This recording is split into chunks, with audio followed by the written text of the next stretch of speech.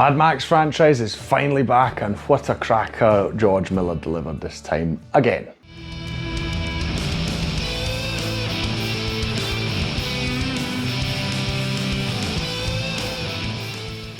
Hi, my name's Stu and welcome to another review video on Flying Wiener.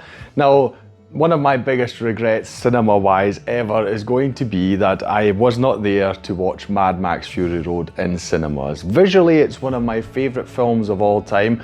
I recently got the 4K version to rewatch it before going to see Furiosa. By the way, it's Furiosa, not Furiosa, because I saw one of these silly memes on the internet comparing it to, you know, Hermione and Harry Potter, you know, saying it's Leviosa, you know, I just thought that was really funny. Anyway, yeah, so I watched the 4K version of Fury Road and it is just stunning. I love the colours, the saturation turned all the way up. The action is one of the most insane things I've seen ever, especially when you keep in mind that it's basically everything's practical effects. They mainly used CGIs to remove wires and that's it, more or less. You know, it's just, if you haven't seen it, watch Fury Road. It's an insane film. It's incredible in so many ways.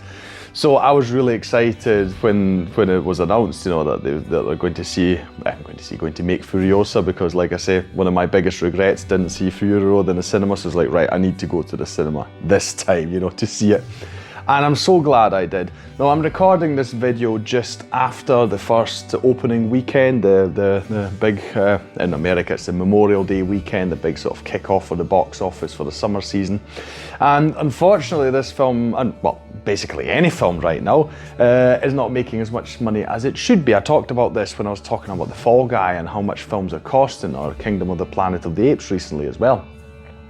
And this is an increasing problem. You've got this incredible film here, Furiosa. The word of mouth is great. I mean, we'll address some of the criticisms probably throughout this video, but generally speaking, people are loving it, but the people are just not showing up to the cinemas. It's while it was #1 both nationally in America, which is what drives a lot of the cinema industry, whether you like it or not, but also worldwide it was #1, but at the same time, just a really, really low number. In America it was like 30, what was it, over the 4-day weekend it was $32 million, which is frankly ridiculous for a film of its size. You know, it should be a lot more. So one can only hope that, as they call it, it's got good legs and will stay in cinemas for a long time, but that's quite difficult because there are quite a lot of blockbusters coming out. If the only thing, you know, you hear from this review is go and watch it now, then please, yeah.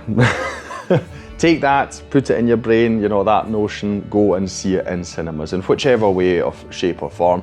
We need films like these, you know. It's not an original film, fine, it's from an existing franchise, but it's still a really cool film, and we don't get films like these all the time nowadays, so it's something that really should be supported. Right, that's me talking enough about the film industry and stuff like that. Let's get into this film. What is it about? Now, one of the things people, you know, idiots online will say, oh, why have we got a female Mad Max? It's called Mad Max, you know, we should have a male protagonist, and what about, you know, Tom Hardy and his character and all these things. What those people don't know, and fine, you don't need to know, you don't need to research a film, is that George Miller, who obviously made this film and all the films in the franchise, this is his brainchild. He actually came up with this backstory even back then, before he did Fury Road. He wanted to actually have a game and an anime. The anime was supposed to do Furiosa's backstory, you know, and they were supposed to flesh out the world. Warner Brothers was like, you know, just do the one film for now and then we'll go from there. So he made Fury Road. And you can tell when you watch Fury Road, there's a lot of backstory there that we're not privy to. You know, there are a lot of characters there, they're not really introduced, they just appear. And you can tell there's a lot more to it. And this is what Furiosa is about. So if you like Mad Max Fury Road and the characters in there, and you're like, yeah, I want to know more about this world, because why wouldn't you? Then this is the film for you. Yes, it's Furiosa, that's what it's called, and that is who we are mainly looking at. But you get to see, and this is what I also really like about the film, you see a lot more of the other characters as well. I mean, I was just completely fascinated by Immortan Joe in Mad Max Fury Road, played by Lakey Hume. I hope that's how you say the name. It's a bit of an unusual one. I just loved his character and his presence on screen, and I'm so happy that we get to see more of him here. It's more fleshed out, so that's really cool. I really enjoy that. Even got the same actor returning.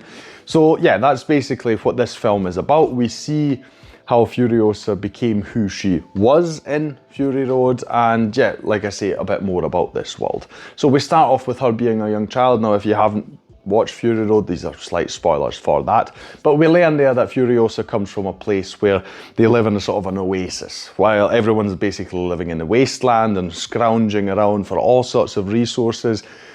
She and her, let's just call them tribe, I'm not sure what they're actually referred to in the story, they have, like I say, this paradise. So they've got grass there, they've got trees, fruit, basically living like people used to, you know, and that's something that they fiercely want to protect. So this is what we see at the start of the story. We're introduced to Furiosa and her mother. These raiders, they just by happenstance, you know, just by chance, they come upon this oasis and they kidnap Furiosa, and her mother, played by Charlie Fraser, goes after them because they've got this rule in their society, in their group, that you know, anyone who finds them must not be left alive, you know, so anyone who discovers them needs to be killed. And that's how the film starts off, and we've got this really sort of cool chase thing going on. She's going after them, ultimately to the camp, led by a guy called Dementus. The name already being quite foreshadowing about his character and personality. He's played by Chris Hemsworth, so you will have seen him in all the promotional material. He's got this funny prosthetic nose, but it fits really well. So he's a very exaggerated, bombastic character, and obviously he's very interested in this. And we see Furiosa basically ends up being his pet, I'll call it. He locks her up. He wants to know, of course, where is this oasis? And we get to see more. We get to see how Dementus is gradually spreading his influence in the wasteland. You know, he comes into contact with the Immortan Joe. We also have him going to a gas town where basically everyone in the area gets their fuel from. And so we see all these rivalries and these different, let's call them cities and tribes, etc., how they get along, how they communicate with each other, and how basically their society works. We're introduced to the war rig that we know from Mad Max Fury Road, the big tanker that they use to transport things. And Furiosa, so by, you know, basically being a lot with all the various parties, because I won't go into detail, but she doesn't just stay in one place, so she's moving from one place to the next. She ends up being part of this war rig and learning the trade, if you will, from a man called Praetorian Jack. He's played by Tom Burke, and she learns how to drive this war rig from him. And yeah, we see basically what they try and do to survive, not only in this wasteland, but she, of course, Furiosa, ultimately wants to get back to her tribe. And so we see her sort of coming up with a plan to do so. Yeah, that's as much as I'll tell you. Obviously, this is a prequel, so there are a lot of things that you do already know, or that you can sort of, you know, come up with if you've seen Fury Road. Obviously, a lot of characters in this where we know that they're safe because they appear there, but that's not really what this is about. The story is amazing. It is a revenge story, because ultimately, at the beginning of the film, where her mother is chasing after Furiosa, she is killed, and so this is where the revenge part comes from. Furiosa wants to take revenge on Dementus, right? That's the one aspect of it. Then, of course, we also see what leads into Fury Road. So her seeing Immortan Joe and his concubines, his wives, whatever you want to call them, and coming up with a plan to, you know, get them away from there to, liberate them. It's really cool. All the things, I mean, there's too much to talk about here. I just love the wasteland, all the designs we get to see how this society works together. You see these drastically different groups. So Immortan Joe's war boys, etc., very different to Dementus's. I don't even know what they call themselves, but they're just, yeah, just a really wild tribe riding on their bikes throughout the wasteland. Don't know how they feed all these hundreds and hundreds, or maybe even 1,000 of them, but that's not something that the film, you know, uses a lot of time on. But it's really cool. I love the character of Furiosa. We actually don't get to see Anya Taylor-Joy for a lot of the film. We are actually focused, first of all, on her as a child, played by Alila Brown.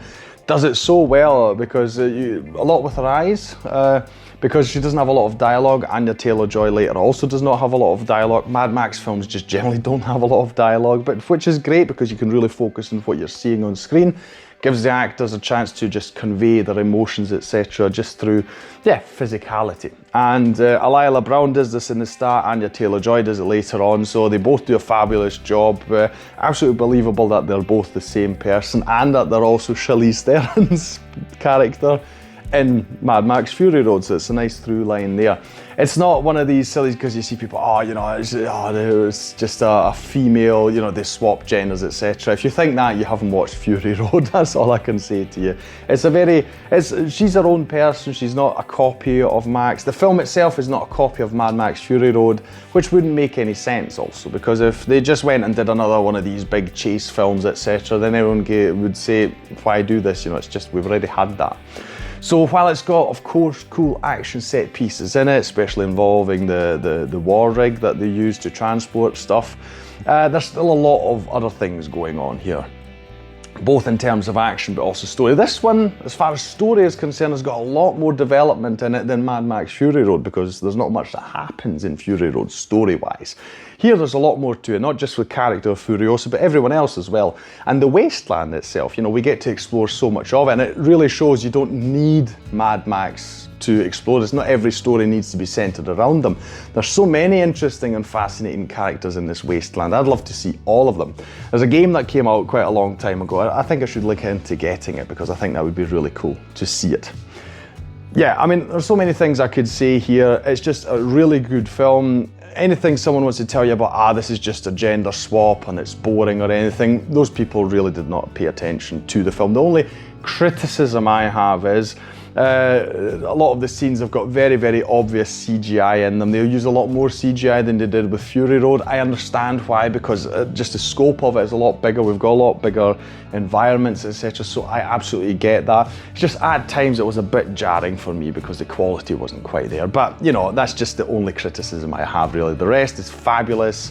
The cinematography, you know, the characters, the acting. Chris Hemsworth, I'm sure he's happy to sort of break out of the good guy hero, you know, role that he usually gets. I mean, he's just a lot of fun in this, but everyone else is too. So you've got so many things. The music is cool, just like we were used to from Fury Road by Tom Holkenborg, or Junkie XL, I think that's his artist's name.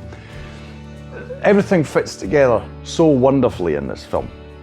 And you're not bored. It's 2.5 hours long, but I didn't feel bored at one point in this film, because just visually, it's just, yeah, it's captivating. Also, just to the point of it not being a clone of Fury Road, George Miller is 80 by now, I think. Could you imagine him going back and doing something like that again at 80 years old? Nah. It's still incredible what he's given us here, you know, considering his age, yeah.